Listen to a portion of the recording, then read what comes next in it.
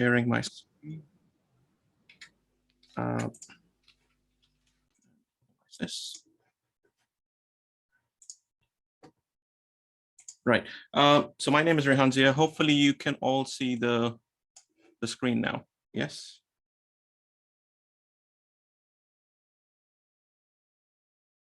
Sorry, if you're nodding your head, I can't really see you.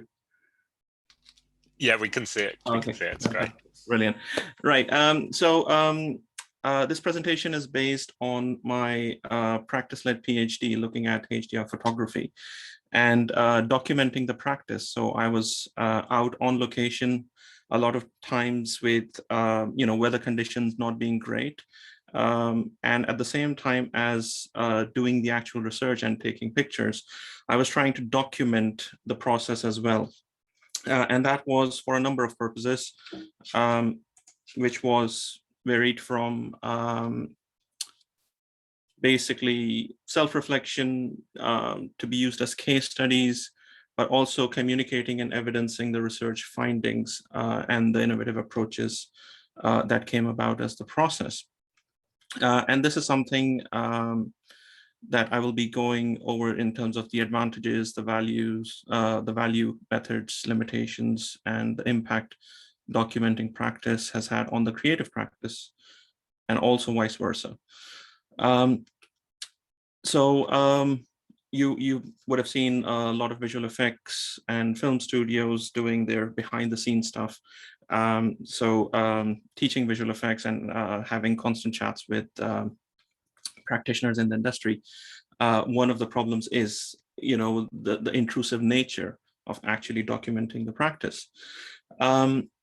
For me, this was, as I've said, the intent was basically critical reflection and analysis to explore best practice for stack-based HDR photography, but also the documentation would serve as evidence of the research process and demonstrate the iterative improvements in craft technique and workflow that subsequently were brought about. Documenting the know what. So one of the big things was documenting the situational elements and responding and improvising to what was happening around me. So it wasn't just about the camera settings that I was using. It was more to do with why I was using a particular gear, a particular lens, the choice of the camera parameters that I was using. And whilst some of these can be documented in the metadata for images, the actual reasons why I'm using those particular parameters is not documented. So Nelson describes this as know what, the critical reflection that informs the decisions leading up to the moment of photographic capture, for example. And these can be more important sometimes than the actual images or the artifacts produced. And these may, this is a non-exhaustive list, but it could be around framing and composition, motion and lighting changes within the scene, as well as the physical and logistical constraints of the environment. So, for example, as Lumet cites Akira Kurosawa, why the photographer or filmmaker made the decisions that they did instead of choosing for other alternatives. So as I said, with the metadata, you can capture the make and model of the camera, the exposure settings, what they were, and so on. But it doesn't quite capture why the photographer had those settings. And in the wider creative practice, again, with, for example, a painting or a sculpture, why did a craftsman use a particular tool and why not an alternative tool? So the first thing that I started with was actually handwriting notes. And when you're taking pictures, particularly in really windy, stormy, gale force conditions, it's not ideal to be making notes because everything is in a constant flux. The landscape environment is changing constantly. And this just gets in the way. It's very, very intrusive. It might be raining and you've got pen and paper there with ink spreading all over. Not a great thing. And the time that it takes can be problematic. So I tried then exploring possibly videoing as a technique. So thinking out loud what I was doing and the decisions that I was making whilst doing photography. But given that I was using the same camera for doing the principal photography, but also for that process of documentation and self-reflection, it meant that those two things could not happen simultaneously. So it had to be one after the other. So I've just got a very quick example for you. I won't go through all the video. Okay, so I've just done one HDR sequence. I was having issues with the tripod lock, so mirror lockup wasn't ideal. I had to go shoot a bracket using my phone as a remote, using a remote app on my phone, and I've done 20 exposures for this one bracketed sequence, and just within this time, you can see that the fog that was there on the left has now gone. So I cannot do that panorama that I wanted to do, incorporating the fog, which is unfortunate. But at least I've got a nice composition going here, which I've done 20 different exposures for. Okay, so so one of the things that I touch upon is the changing elements in the scene. And when I'm doing the video and the density of the smoke rising up changes, and this is the moment I need to photograph it, I'm missing out on that decisive moment because I'm actually doing the video at this time, which is interesting. Then I was using a secondary DSLR camera. I tried that. So the same make and model of the camera that I was using, even the same the same lens. But of course, with video, the format, the crop factor changes on most cameras. And so that's not ideal. Also, the fact that lugging a second tripod and a second DSLR camera body up to the hills or the coastline where I usually photograph, and being asthmatic and overweight, just carrying my camera backpack is enough. So logistically and physically, it didn't quite work. The next thing that I actually tried was looking at possibly using an action camera, the GoPro, in the hot shoe. And whilst this was great in terms of recording what was happening in the scene in front of the camera, it wasn't necessarily recording me in terms of what I was doing when I was changing the settings on the camera and changing lenses and so on. The other problem that this method had was the wind resistance. So basically, because I'm documenting the practice and this is sitting on top of my camera, it's offering more wind resistance. And certainly this environment was okay, but for, like I said, high gale force winds, it would be causing substantial shake to the images themselves. So I kind of think about this as the kind of uncertainty principle, where you can either document the practice really well, or you can do the actual practice really well. And trying to do both at the same time is quite problematic. The HD camera in a headband.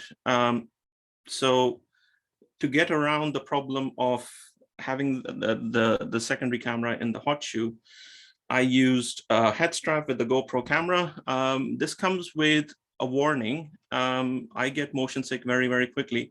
So when I came back and actually viewed the video, I couldn't actually sit through it because there was so much movement, which you don't feel when you're actually there. But looking at the video, it can make you really very, very sick. So yeah.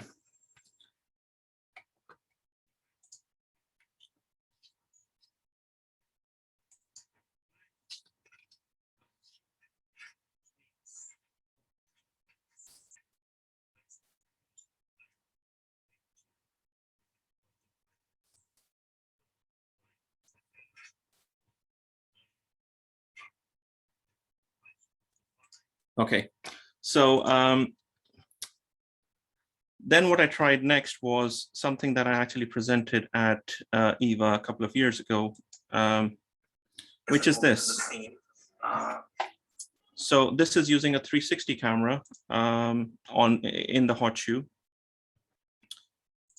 That is difficult to do with multi-shot photography. So in this case, so now what I can do is actually move about, view the full 360. I can actually see myself and whatever changes I'm making on the camera. If I flip the camera screen up more, I can potentially see what's going on the menu as well. Let me pause that. And I can see the full 360 view of what's happening in front of the camera as well as around me, which gives, in a sense, a more holistic picture to what the situation is, the lighting changes, and how I'm responding in terms of a performance to the changing scene. This again, very similar, except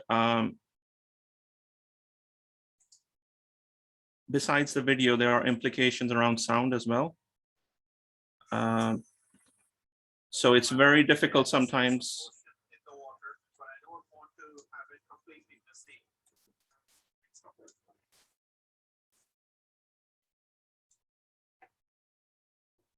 So you can see the setup that I've got. I'm shooting tethered to a tablet.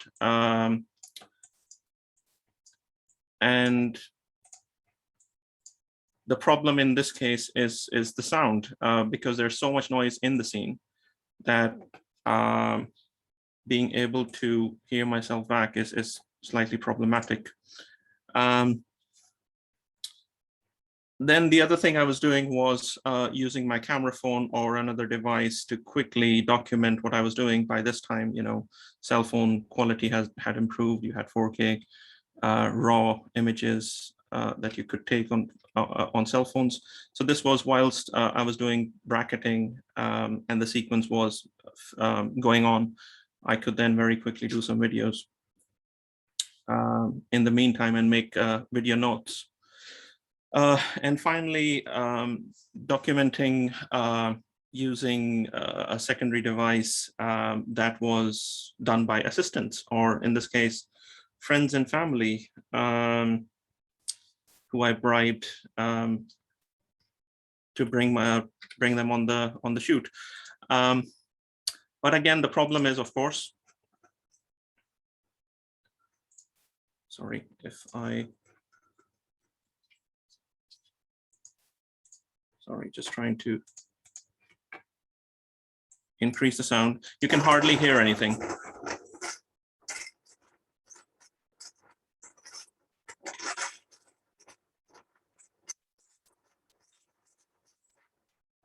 So this is the Isle of Skye, Old Manor Store. Some of you might have guessed.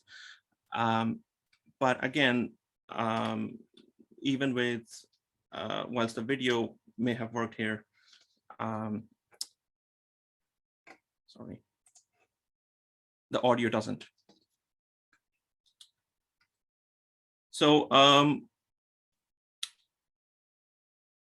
Nelson notes that the process of documentation can not only result in excessive logistical demands, but also interference with the practice itself. There's also, it's interesting, these talks are being recorded and we're being provided the option of opting out.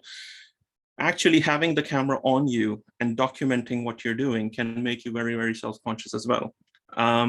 So in that sense, if you think about the observer effect, just having the practice recorded and the practitioner being recorded can affect the practice itself. It can be quite unnerving.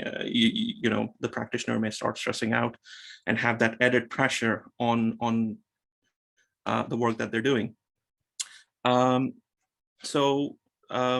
Besides that, the video documentation also requires, of course, extra tools, extra recording devices, but also hard drive space and so on. So in that sense, basically, sorry, stop share. All right. The approaches that I've used have worked to varying degrees, depending on the circumstances that I want to use them in. But I'm really very interested in knowing more from other artists how they document their process and how they feel about documenting that, because this is something in terms of practice-led PhDs, this is something that is becoming popular not just in academics and research, but also in terms of professional practice. So that's it for me. Thank you very much. Okay, thank you very much, Rehan.